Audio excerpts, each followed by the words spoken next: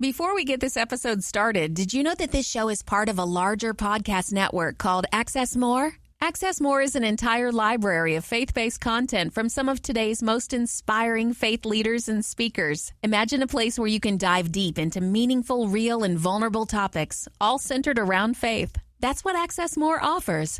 The best part, Access More is a listener-funded nonprofit platform. This means that you can be a part of making sure these genuine and sometimes vulnerable conversations reach the hearts of millions.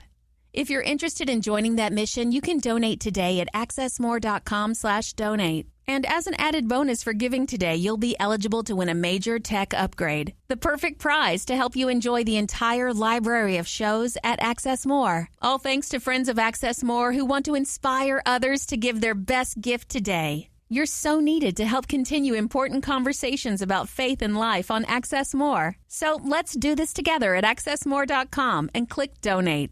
And hey, even if you're not in a place to donate, we'd still love your prayers. And for you to discover all that's available at accessmore.com.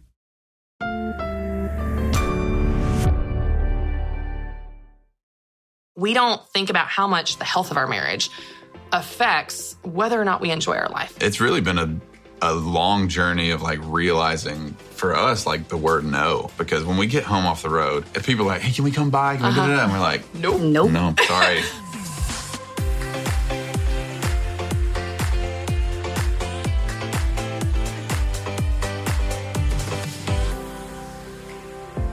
Hey, y'all, welcome to the Christy Wright Show, where faith meets personal development so you can have a bigger faith and a better life. I'm so excited because today we are talking about marriage, specifically 5 things you need to have a great marriage. And this is going to be a good one because later on in the show, I get to sit down with multi-platinum country music recording artist and very famous person, Russell Dickerson, and his wife, Kailey Dickerson. If you have not heard those names, I guarantee you've heard the songs. And y'all, they have such a cool story and an amazing marriage. And we're going to learn from them about what makes their marriage so great. But first, let's talk about my list that I have put together for you of 5 things you need to have a great marriage. Number 1, if you're taking notes, let's start writing them down. Number 1, you need to be on the same page with your faith. Y'all know I have to start here. Listen, if you're a person of faith, and a lot of people that watch and listen to this show are, then being on the same page with your spouse of what your faith means to you, specifically building your marriage on a foundation of faith, is absolutely essential to having a great marriage. If you are not on the same page with your spouse, with your faith, if for you, your faith is the foundation of your life, and for your spouse, it's like this thing we do on Easter and Christmas, then your entire framework for viewing the world, your entire framework for making decisions is different. Now, I know that is something that you don't just flip a switch and you're on the same page, but I want to encourage you, do not give up on this aspect of your marriage. If you're a person of faith and you and your spouse have not seen eye to eye on this, maybe ever, don't give up on that. That's something for you to lean into. That's something for you to talk about. That's something for you to specifically pray for. I know so often it hurts to hope, and it hurts to pray for something for years and years and years, and you still don't see the fulfillment of that prayer or promise.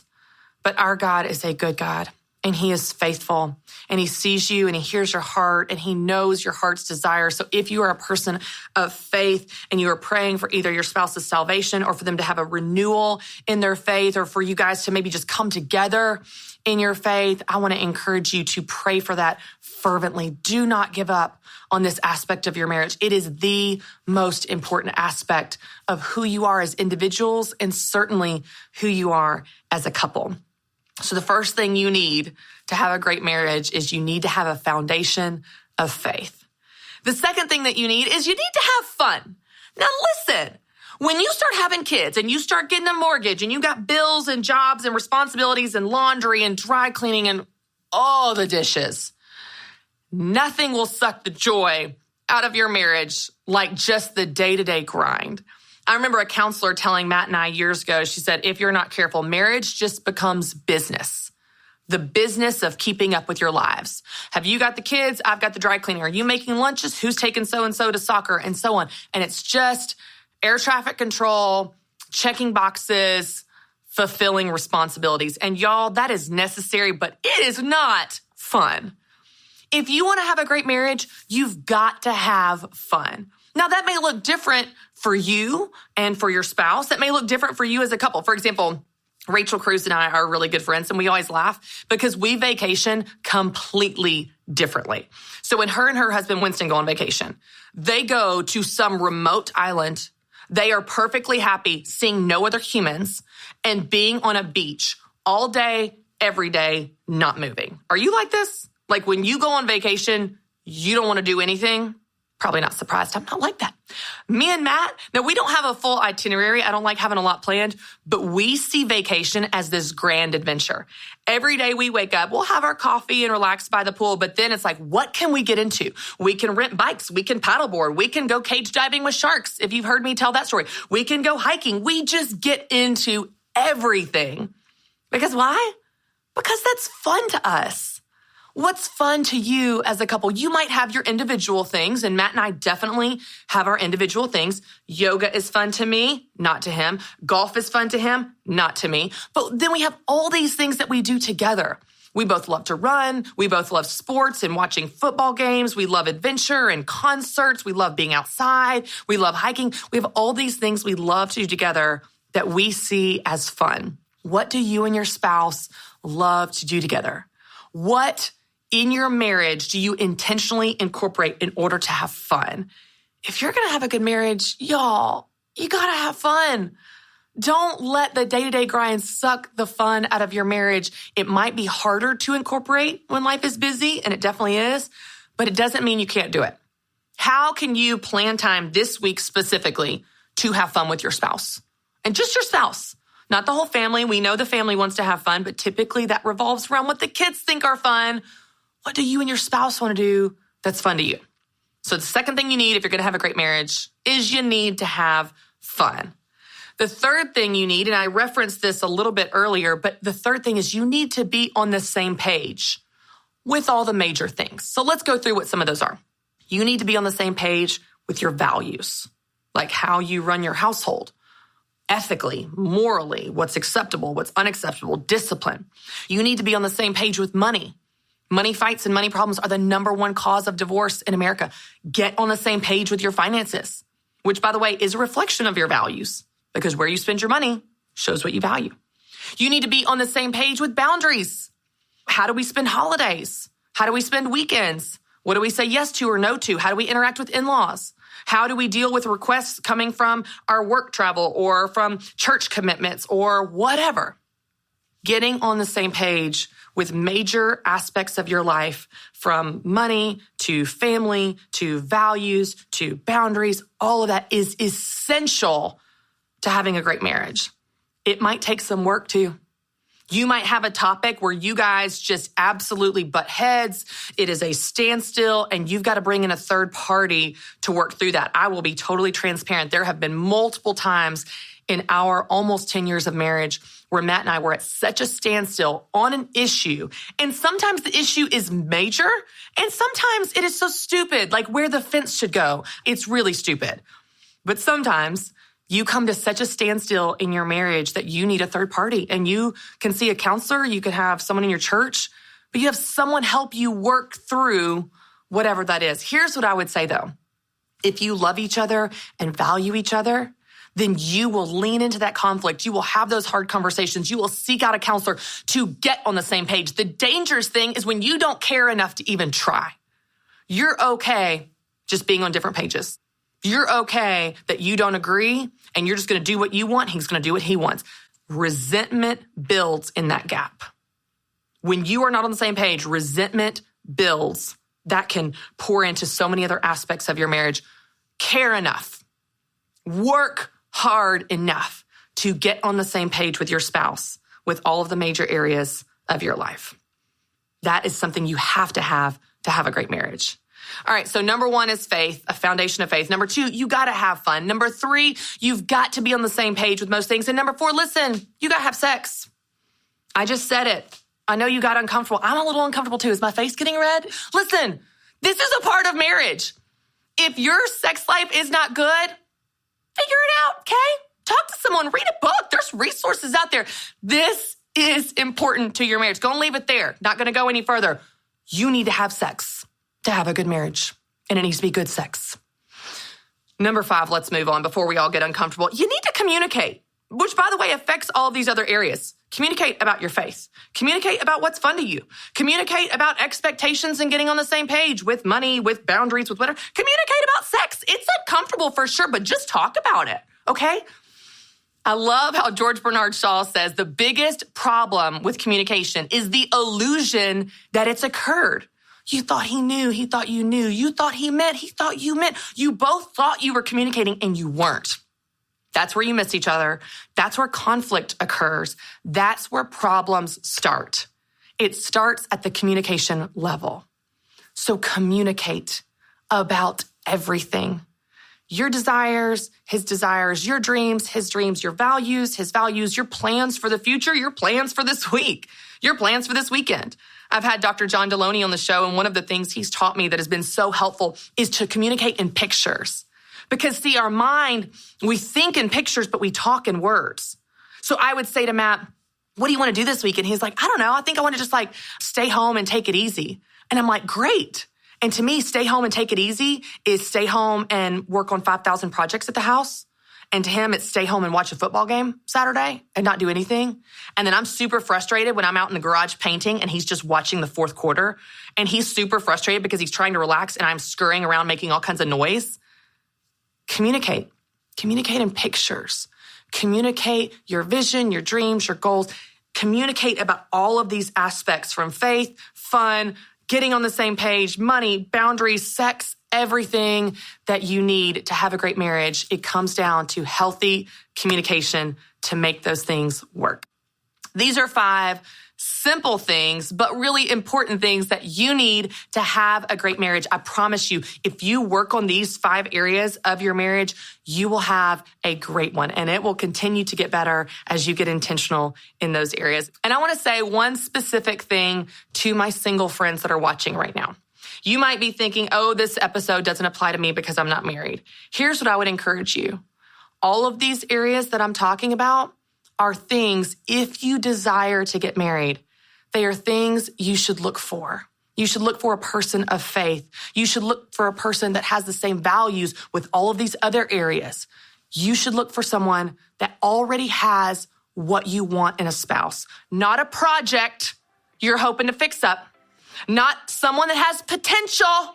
Don't you even use that word with me when you're talking about who you're dating. He has potential. I'm just going to pull him along. I don't want you pulling people along. I want you dating someone that has today what you want in a spouse today. Even if you don't marry them today, they need to have it today. The values, the desires, the qualities, the attributes, being on the same page with all of these things I've talked about, they need to have those qualities today. If you want a project, go work on something in your garage. If you want a spouse, you need to look for someone that has those qualities right now. And that's all I'm going to say about that. Whether you're single or you're married, these are 5 things that will help you have a great marriage. All right, y'all, I'm so excited because I get to sit down with Kailey and Russell Dickerson. Y'all, thanks for being here. Oh, my gosh. Okay, listen, you're famous. You have the top running country song in, what is it, the top 10? Longest running country song in top 10? Yeah. Which one is that? Love You Like I Used To. Yes. Is the longest running top 10 in country radio history. Yeah. Which is super cool. Crazy. I mean, especially when the first video that was a really big deal, you did $6. $6. Yours. And that was not that long ago. What was it, 5 years ago? Yeah, that was 2016. Okay, Yeah. so it's just Talk crazy. about a budget. Yeah. Hey, I don't want to hear any excuses, people. You can do it. But let's talk about what's most interesting. We have the same anniversary. Yes. Which is super fun. Yes. And Tyler is your brother, which everyone knows Tyler because I talk about him because I'm like, They do. Angel on the earth. Yes. I'm like, y'all, Tyler like Seymour. Tyler makes things, all of this, Tyler is behind the cameras making it happen. This is his sister, which is so fun. Yeah. So I love that. I love the personal connection. And we were talking, Tyler and I were talking as we were planning out the episodes and themes, and we're kind of been on this kick right now talking about life balance. My book is coming out next week on life balance. And life balance is one of those topics that everybody has a lot of feelings about. Life balance is BS. It's not possible. It's this. It's productivity. I'm trying to take a new take on it. But the reason I was so excited to talk to you guys is because I think sometimes we don't think about how much our marriage, the health of our marriage, affects whether or not we enjoy our life, whether or not we feel balanced, whether or not we're happy, whether or not we're on the same page, doing the right things. And Tyler was like, I could talk to my sister. Maybe Kailey and Russell would come in, and he was like, they have such a cool story of their marriage. And y'all definitely have a very unique version of balance. You're on the road all the time. But what's so cool about this is my whole thesis of the book is life balance isn't doing everything for an equal amount of time. It's doing the right things at the right time. And you guys, as extreme as your story is and what travel looks like for you and your family, all that, you're doing the right things at the right time. It's just different than what someone else would see. Right. So tell me a little bit about what's the behind the scenes in the life of Kailey and Russell and your adorable son, and what's kind of the rhythms of your schedule, your travel? I mean, so like first you leave of all, tomorrow. Yeah. As an example. As an example. And people ask me, they're always like, what does a typical day look like in your life? And I'm like, there are 1,000 different days. Right, there's no typical. There's zero, like one day is never like the other for either of us. Yeah. And so I think for us specifically, the first thing that came to mind was just constant analysis of, where we're at marriage-wise, where we're at family-wise, where are we at energy-wise, where are we at headspace-wise. And because we really, it's been tough to get to where we are, and mainly because of boundaries. That's a huge part for us, is like, there's always going to be somebody who wants to come by or wants me here and her there. And, it's like, it's really been a long journey of like realizing for us, like the word no has been so huge for us, because when we get home off the road, we need to, because it's like, it's 100 miles a minute on the road. We're always going here, there, everywhere. So when we get home, it's just like shut down. Shut it down. And they're like, people are like, hey, can we come by? Can we do that? And we're like, Nope. No, sorry. Well, some days it's yes. But Sure. But if our batteries aren't, we're pretty much always assessing our batteries. Like, what's the battery between us? What's the battery with our son? How much time have we gotten to like have quality time with him? Because he's around on the road, but like we're running like crazy sometimes that so we just assess, like, and if that battery is low, it's a no. Yeah. People that think that, we always say around here, because we travel a lot as a company and as a speaking team, we always say that people that think that travel is glamorous don't travel.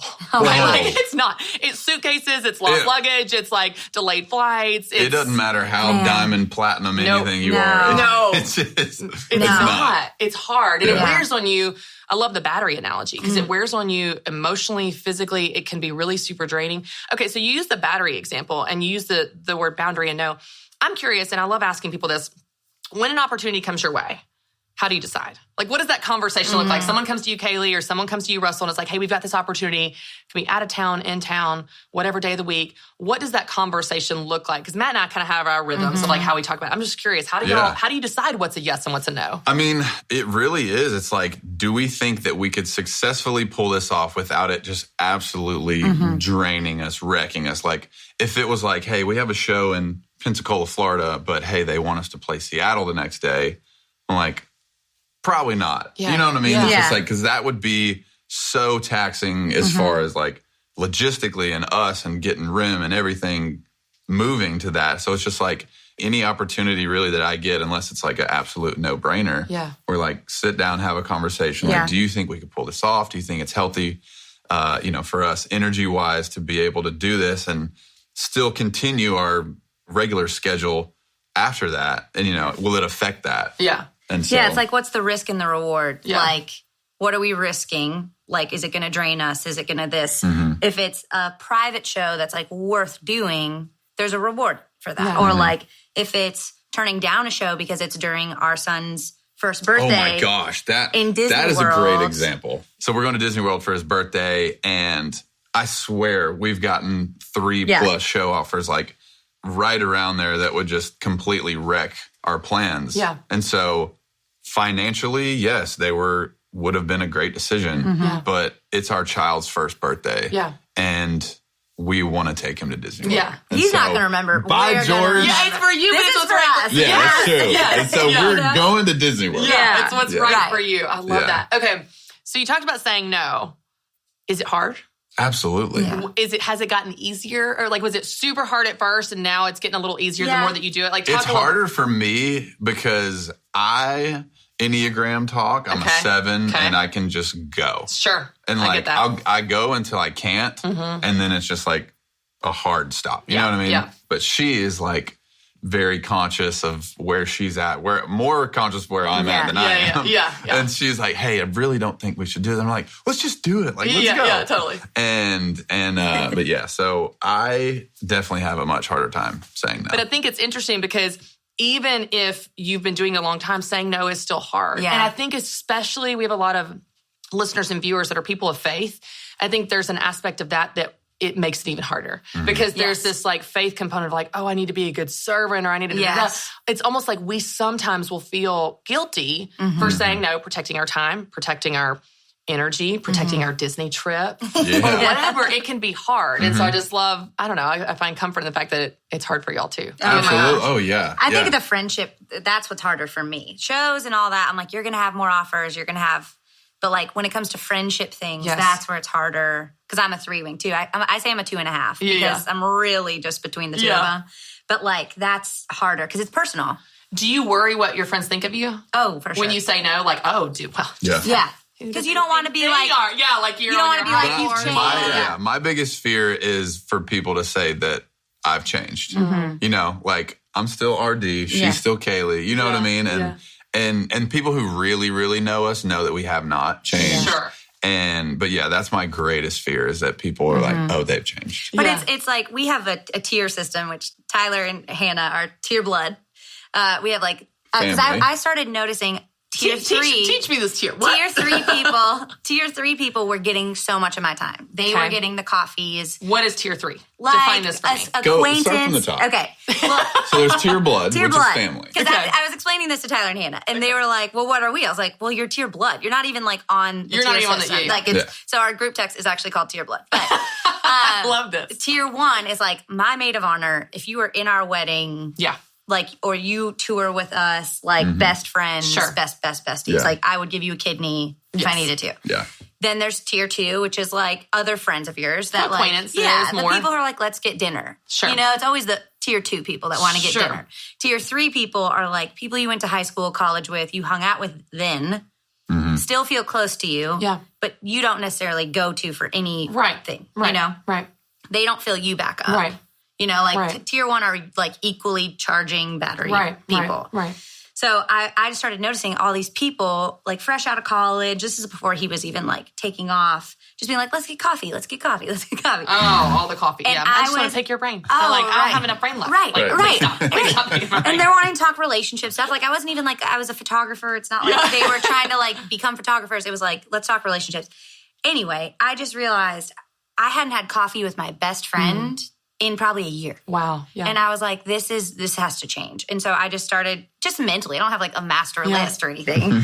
But like, you know what? I was like, I have spent too much time and I have not had dinner with like our best couple friends. Yeah. And like that needs to shift. Yeah. I love that. That's such a great visual and it's such a tactical framework for making decisions. It makes me think of, did y'all ever watch The Mindy Project when that was on? Oh, love that show. Okay, so there's one point when Danny says to Mindy, she's like referred to her best friend, and he's like, you have like 7 best friends. She goes, best friend is a tier, Danny. Like, for women, it's not one person. It's a tier. 100%. And it's so true. And we do. I mean, our best friend group is what? Including kids, it's like 27 people. But it's, I don't know, 15, 16 couples. It's a lot. Yeah. And so but like, this is your inner these circle. are our people. You know? Yeah. And so even if I tried to get dinner with just those people, I couldn't do it in a year.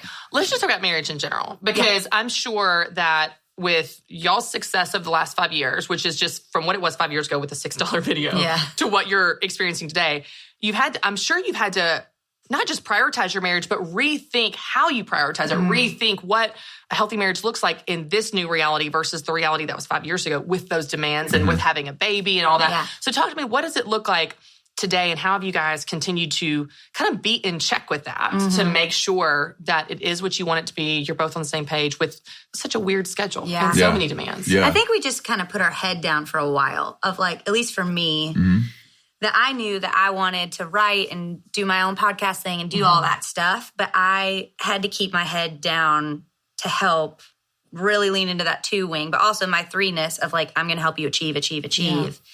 And we just head down for a really long time, knowing that someday it would get easier. Yeah. And then that would free me up to do more of my, so there's seasons of stuff. And this season is a lot better than the other ones. Yeah. I mean, we were driving a van with the band guys for like 5 years. Oh, yeah. Yeah. We couldn't talk about having kids for at least 5 or 6 years of our marriage because I would stay home and we would never see each other. Yeah. And so that was like a sacrifice we both made because we want a family. Short term. Short term. Yeah. Because we were like, if we're going to multiply us, we want it to be one that won't divide us. And so that's what we did. We were like, head down, keep going so we can start a family. And because we wanted our own bus when we were going to do that. Yeah. So that he could travel, or whoever our child would be. Didn't know it'd be he, but that he could go with us and we'd be together and there wouldn't be a crying baby in the bunk alley. Yeah. Well, I think that was so wise on y'all's part, but I also just want to commend your sacrifice, Kailey. Like, that's really cool that you thought of it that way. Like, hey, this is your season to help, not just from shooting the $6 video that helped launch him, but even we're going to postpone planning a family as much as you can plan it because this is the season for building your career. That's really cool. There's a lot of people that wouldn't do that. Yeah. And I think that's awesome. Yeah. But it just felt right. Like, we just knew the timing. Right. As soon as it was time to start trying, I had all these dreams about it. Other people had dreams about it. And we're like, all right. You've got this new reality of being on the road. You made those sacrifices, and now you've got a million things going on. What do you think makes a marriage great? Like, looking back on the last 5 years, I know you've done a lot of things right. You've been super intentional. There's probably some things you've learned along the way. Today, where y'all are today with an 11-month-old, which is like you're in the thick of it. Oh my gosh. You're on the road. He's You so leave tomorrow. funny. Yeah. What do you think makes it great? Oh, man. It's a sacrifice. It's humility.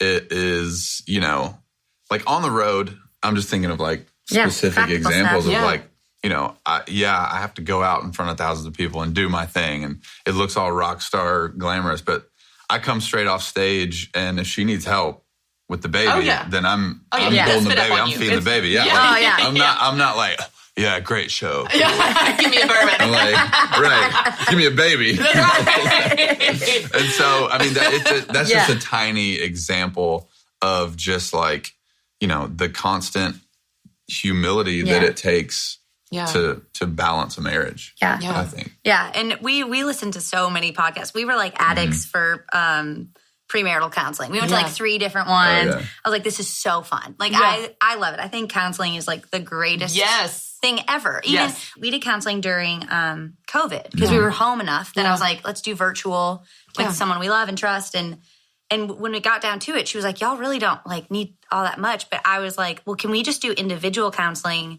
and watch each other's? I was like, so we learn ourselves and each other better. And she was like, absolutely, let's do it. And so that's what we did. We just we did like our life timelines and we just like dug into ourselves and each other. But we listened to so much. So I feel like it saved us so many things. Like we listened to Robert Morris. He has like a Marriage is a Mirror series. Yeah. And in that, he says it's better to be one, O-N-E, than the one who won. And that changed everything for us. And it always talked about being the first to apologize, even if you're right. Yeah.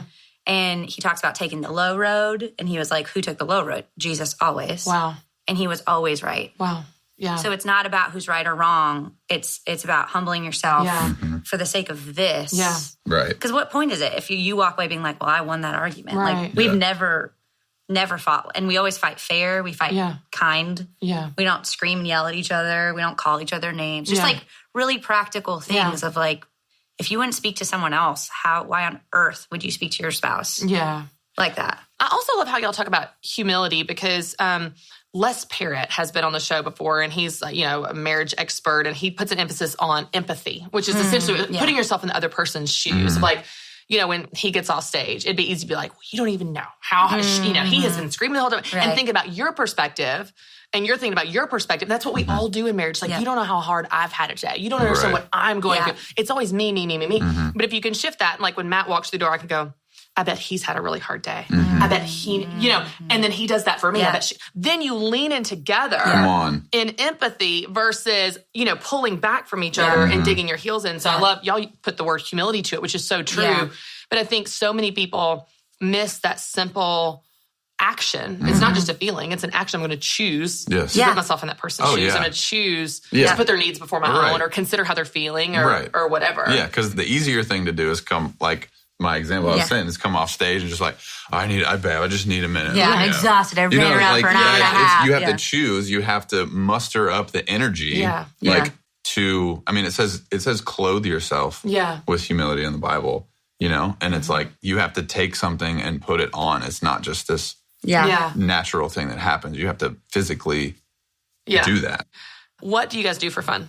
Ooh, lots of things. I think fun's so important to marriage. And sometimes especially the busier you are, the older your kids get, the more kids you add. Yeah. It will just suck the fun right out of marriage. It's like, and I remember a counselor telling me this years ago, she was like, if you're not careful, marriage becomes business. Who's got the dry cleaning? Who's going to soccer? It just becomes business. And so Matt and I are trying to be so intentional of like, we're going to have fun. We're going to flirt. We're going to be sarcastic and silly. And he's going to tickle me. And we're like, it would go on dates or whatever. Yeah. Just to have fun. Yeah. And so many people get so busy, they forget fun is so important. So what do y'all do? Especially when you're in business together. Yes. Like in the early days, we'd wake up and have coffee and just start going like, oh, I had this idea. So we could do this and that. Merch idea or this. I'll make it. I'll make the merch. I'll change the website. Like she'd get out her computer. So it's like first 30 minutes of being awake. So we fixed that. Yeah. We started playing a lot of golf. Yes, as you can see. On the road. That's what I was going to say. Ready? As you can see. Like, I wanted to showcase that I love this hobby right here for you. This is what we I'm took glad it you up. asked, because this is why I wore this. But we took it up together. We did. Yeah. We started playing on the road before we had a kid. And I just loved it. And we started renting clubs and stuff. And then finally we bought our own clubs. Mm-hmm. And I really like it. Yeah. We walk. COVID, I think we walked 300 miles. Oh, more than that. While she was pregnant. We literally just walked our neighborhood. I remember we clocked it and it was past Atlanta. We walked. Oh my gosh. We walked so much. Yeah. And that, during COVID, that was our bonding time. Yeah. We just walked. And we go for drives. And I think that actually is a relationship tip is girls, I had heard girls are face to face. We're let's get coffee, let's get lunch. And guys are shoulder to shoulder. Okay. So they'll be like, we hung out all day. We played golf in a golf cart. And I'm like, what'd you guys talk about? And it's like, nothing. Nothing. Literally nothing. But just hang out. But when we were dating, even we would go for drives because it was this secret weapon. I knew that boys talk in the car. Mm-hmm. And so we would just drive and he would just tell me stuff. And so we still, we talk, have our best all combos. the women are like, okay, husband, we need to go on a drive today. We're going on a drive or walks, same kind of thing, shoulder to shoulder. We both open up more than we do face to face. Honestly, probably because I grew up shoulder to shoulder with a million boys. Yeah. But I think that's a super helpful, we brainstorm the best, we problem solve the best. Yeah. Yeah. It's just, we love it. Do you have any advice of how to, maybe for the person that's I feel like I'm the one that wants to pull my spouse back in, of something they could, an approach or, I don't know, just something to encourage them? Yeah, date each other again. That's a big one. What you had to do to get each other in the first place. Go back to ground zero. Where you wanted to impress each other. Yeah. What was that like? And then I think even stereotypically, obviously men need a more physical relationship and women need a more emotional relationship. So I think initiating, if you're a female, the more physical side of your relationship. We prioritize that all the time because you can say sex. Yeah, sex, yeah. But we do. We always have. I felt like that early on in marriage. I was like, we're newlyweds. We should be having sex every single day. Yeah. And so I was like, if I don't prioritize that now, how am I going to when I have kids? He's very in the moment and I'm 10 years ahead. Yeah. I'm like, this is the trajectory of this decision. And I was like, okay, so I'm going to decide this now and make it a priority, which I also needed because I tend to stuff my feelings and be like, I'll just get over it. Yeah. But it forced me to talk stuff out because I'm like, well, we're going to have sex later. So if we're going to need to go ahead and air this out before. I need to tell him that this one little thing hurt my feelings, Yes. And so I really needed that early on in marriage. And then it just became a habit and it's an appetite that you just, like more intimacy leads to more intimacy. Yes. And so if you're needing intimacy from your husband, I would start there. Yes. If you're needing emotional intimacy from your husband, I would start there. Yeah. And then same thing, like go for drives, because that kind of thing opens them up to then talk to you about more stuff. So you end up getting what you need while you give them what they need. It's like, it's a cyclical thing. Yeah. It's interesting because it goes back to what we were saying, where we're often always focused on what we need. Like, I need more of this. And because my husband, Matt, which this is not a secret, but because he's an Enneagram 5 and he's more of an introvert and he's more quiet, he's not as verbally expressive as maybe me, which is just like says all the words all day, every day. And so I was going through this season, this was years ago, and I was just like, gosh, I wish he would like see me more, like compliment me, just be more, I'm a words of affirmation person. And he is not so much. It's service. It's all other ways that he shows love. But I was just kind of venting to God. And I will tell you, I have shared this before, but like every time I complain to God, God just shows me what's wrong with me. So I just stopped complaining to God. He's real good at that. So I just felt God say like, give him the things that you want. Instead of being like, I need, give him those. So I just started complimenting him. I started being so affirming and so like, gosh, like that's awesome. And it was just like, it was a good practice for me. Yeah. But then he reciprocated. Then it was like, it became this snowball in the right direction. It was like, I think so often we're like, what can I get? What can I get? But it's like, give what you want to get and you'll get that. Yeah. It's just fascinating how that, but we want to dig into our heels in and figure out what we want to get. Yeah. Okay. So, I love that y'all talked about sex, because I think whether it's with sex or with emotional intimacy, with words of affirmation, whatever, sometimes in marriage with more kids, it's hard, busy jobs, whatever. I think we can get to this place of like, it's just okay. You know what I mean? It's just okay. And we're okay with it being okay. And we maybe lose hope that there's more. And I just love y'all's example and your stories. And even just calling people out of like, you should be having sex. Yeah. You should be having fun. Yeah. You should be connecting and communicating and going on vacation and whatever, because there is more for you there, but you have to intentionally pursue it. It's not going to happen naturally. So I love that. Yeah. Okay, Kailey, you got a podcast coming up. Yes. It launches next month. I think in October. October what? It's great. The 6th, October 6th. Tyler Seymour, everybody. October 6th. He's like the Wizard of Oz behind the scenes. Like I'm so excited about it because I've always wanted to. Because I explained I was always having coffee with people. Yeah. Then I was like, okay, how do I have coffee with the most people? Yeah. And so that's it. It's like just sitting down with me and my best friends who people will know who they are. Yeah. But they're just our friends, you know? And I am really excited to kind of shine a light on them as humans. Yes. And not like quote unquote celebrities and like let people in on like the things that I know, like the hard stuff they go through that no one knows. Right. Or like losing a parent or like how they navigated that because they're just people. Right. Yeah. You know, and so I'm really excited to just kind of let people in on my people and like just come have coffee with me and my friends. Well, I got to brag for a second because it started from Instagram stories. Okay. Like, I was on the road, she was at home, and she couldn't figure out how to do the coffee. Because he does the pour over thing, and I like the filters already. Bougie on coffee. Too much, And so she was trying to figure it out, and then that turned into her, like, finally figured it out, sits down, and just starts talking. And, like, I don't even remember what you were talking about. I don't either. Literally, like, anything that comes out of her mouth is just gold. Yeah. And so, I mean, I think that was, like, one time. Yeah. And then the next, like, show we did where she was there, meet and greet, they're like, oh my God, coffee with Kailey. Like, that was the best thing ever. And they start showing up with, like, coffee mugs with, like, coffee with Kailey. It takes on a life of its own. I made this for you. They're like, will you sign my coffee mug? I was like, what? Yeah. You're like, I didn't know this was a thing. Literally from, like, one series of Instagram stories. And, like, that's how, like, anointed and I love that. golden every word she says is. So I love that. It's going to be awesome. There's such a great business principle in that too, though, because so many people ask me, like, well, how do I come up with my business idea? Sometimes it's literally doing something and the market responds and you're like, oh, they're telling me what they want more. They're telling me where the sweet spot is. And, absolutely. But well done for you for leaning into it and be like, oh, okay, this is a thing. I'm gonna pursue that. I mean, that was like 6 years ago. You've tried to brush it off for a long time. But guys like, no. I'm so excited to listen. I can't wait to hear. And even I know people are enjoying hearing behind the scenes of you guys, of like the real story of on the road, of your baby, of your marriage, of the pregnancy test with moving boxes and all the things that makes it real life, which is really the good stuff. So y'all are awesome. Thanks so much for being here. Kailey, where can people find the podcast and follow you guys and all the things you're doing? It's going to be on the That Sounds Fun network. Okay. That's all I know so far. Okay, great. Well, it'll be on Spotify, all the things. KaileyDickerson.com. KaileyDickerson.com. Wherever you listen to podcasts, all the things. Yeah, I'll have it on my Instagram, and Okay. he'll have Which it on is his what? Instagram. For sure. At Kailey Dickerson. At Kailey Dickerson. Kailey spelled like Bailey's and cream. People will remember that. Yep. They won't get it That's the way right. I get it. I was like, that's the only way people get it right. Okay, real quick before we go, can we do rapid fire? I'll just ask y'all random questions. Love it. Yes, I love it. I love rapid fire. Okay. And y'all both can answer all these. Okay. Favorite music other than yours. Obviously, yeah. Honestly, mine's worship music. Worship, yep. I don't mean to 90s say country. that. I don't mean to say that. Yes. Yeah. Who? Give me your top 5. Oh my gosh.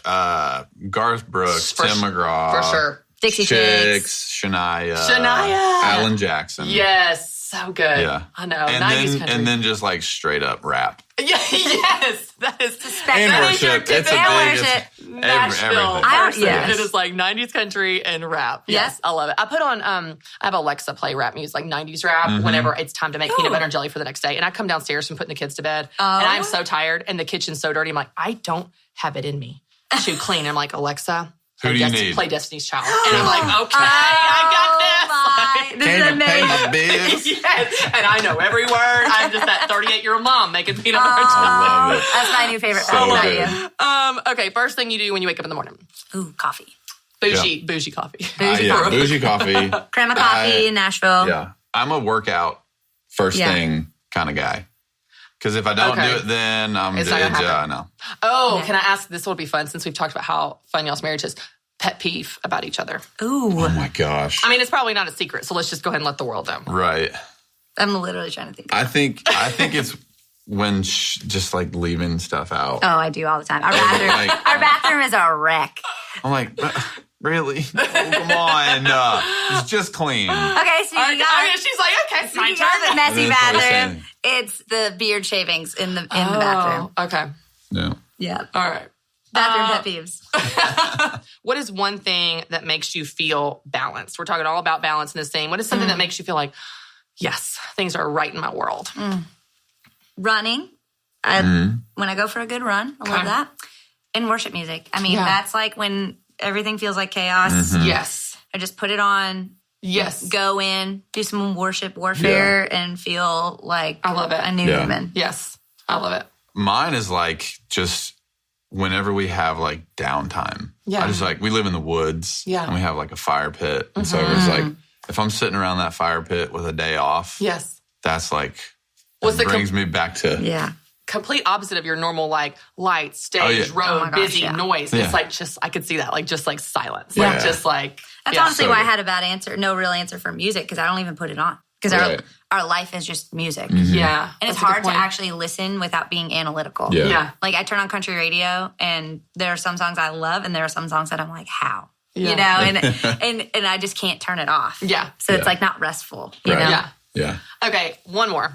Favorite thing about being a parent? Because y'all have this new my little gosh. adorable, not little. He's kind of He's not, enormous. he's above average in the size. He's massive. He's Yeah, massive. But he's awesome. He's so awesome. Okay, what favorite thing about being a parent? I think I always loved babysitting and all that kind of stuff. But like when it's the sad and happy part is like when he cries and reaches for me and stops crying. Yes. That's what blew my I'm his mind. person. As like a new mom, I was like, oh wait, I'm the one. Like Yes. I am the one that holds you and makes you stop crying. Yeah. And that is like so weird to be someone's like person and home and everything in like one place. Yes. Yeah. Mine is like when he sees me and gets excited. Yes. And like for even from across the room, I like pop my head out and he's like, Yes. and I'm like, that's my guy. Yes. And he's like flapping his arms. Yeah. Oh, Exactly. it's the my best. gosh. It's the best. Oh, it's so fun. Well, y'all are awesome. Thank you Yeah. for You being are. here. Thanks for teaching Thank you us. so much Thanks for having us. Your wisdom about marriage. I know it's going to encourage so many people today. It's been an absolute Thanks, y'all. pleasure. All right, y'all, let's answer some questions that you have sent in for me to answer. Let's see what we've got today. How do you combat the feeling of being overwhelmed or burnt out in a job? Now, I will say this is a really common question and it's a common place to be. The number one thing I would tell you to do is to get to the root of why. Because if you're in a tough season because you're just working all the time, but there's a end to that, then you can get through it. Like, oh, I'm in a tough season. I'm in this right now. Like, I feel like work right now is overwhelming, but in a great way. I'm launching my book, Take Back Your Time. I'm traveling, I'm speaking, I'm doing media interviews all day, every day. Well, you could look at that and go, oh my gosh, I'm exhausted, because I am. But it's all good things. It's for a season of launching the book. This is not my reality all day, every day, forever, where I'm going to be exhausted forever. So maybe in your situation, it's a season and you're like, oh, I'm an accountant. This is tax season. I'm busy because of this reason. And when we get past this date or this deadline, then things will let up and I can have a little bit of a break. Maybe that's an example. Maybe the reason you feel burnout is not because of the work that you do, but who you do it for. Maybe you have a really toxic boss. Maybe you have toxic coworkers. Maybe it's a toxic culture and you actually love your position, but you hate the people you do it with. Okay, well, you may not be able to fix that, but it helps you understand what to do when you know why you feel that way. Maybe it's the opposite. You love the company, you love the culture, you love your boss, you love your coworkers, you love everything, but you hate the work. Okay, well, it doesn't mean you can change that tomorrow, but it does mean you can begin to look for a path to do something you love to do in the place that you love to do it. I advise people all the time, when you're looking to make a career change, the company matters a ton. In fact, I believe it matters more than what you do, because you could have your dream position in a terrible culture and you're going to hate it, because the culture and your coworkers and your leadership greatly affects what you do every day. Whereas the opposite situation, you might be doing a position you don't love, but in a company you do love, and the people are awesome, and the culture is amazing, and your leader is outstanding, and your coworkers are so fun, but what you're doing every day isn't your dream position forever. Well, you can get through that because the people and the culture affects your experience so much. You can also, if you have a great leader and a great culture, typically great companies with great cultures value great people, and they will make a path for you. They can say, okay, we can't change your position tomorrow, but here's our 6-month plan or our 9-month plan to develop your skills over here, or to move you here, or to promote you here. And that's something that's very realistic and possible for you. So I don't know what it is for you. I don't know if you're tired and you're working all the time. I don't know if you don't like your position or you don't like your coworkers. If you don't like any of it, then yeah, it's time to look for something new. My friend Ken Coleman is an expert on this, y'all. And in fact, his book is available for pre-sale. It's called From Paycheck to Purpose. This is the plan that you need to find the work that you love. And so if you want to get more information on that, you can go to RamseySolutions.com. That would be a perfect resource for you to actually begin to make these steps. And one of the very first things he's going to ask you to do is exactly what I'm asking you to do. Figure out why. The way he says it is get clear. Get clear on what you want to do. And when you're asking this question about being overwhelmed or burnout in your job, start with why. Why are you burnt out? What's going on in you? And when you know what the root problem is, you'll know what you need to do to fix it. And if part of fixing it is doing something new or moving to a new position or a new company, Ken Coleman's book, From Paycheck to Purpose, is a great resource to help you do that. I hope that helps. And I hope that you get out of that place that you're in, because no one wants to be there. All right. Next question. How do I make my message to clients not preachy, but more inspiring through Christ? Everyone approaches this differently. And I actually have an old podcast. It was part of the Business Boutique podcast. I don't remember the number, but you can go look it up. You can search for it, on how to invite faith into your business. And so I think that's kind of what you're asking, like how faith plays into your business. And there's a lot of different ways to do it. My personal strategy and what I feel called to do is more of an example than it is preaching. I want to live out my faith so intentionally that people look at me and go, what's different about you? How did you go through that hardship with joy? How did you experience that difficult thing with peace? How did you have confidence when everything was coming at you? Or how did you handle success with grace and not think it's all about you and not get a big ego and get a big head? How did you do that? Well, because it's not mine. Because I believe it's God's. Because I believe it's from God and for God and through God. If I'm doing it right, in my opinion, again, this is just Christy Wright's opinion, y'all.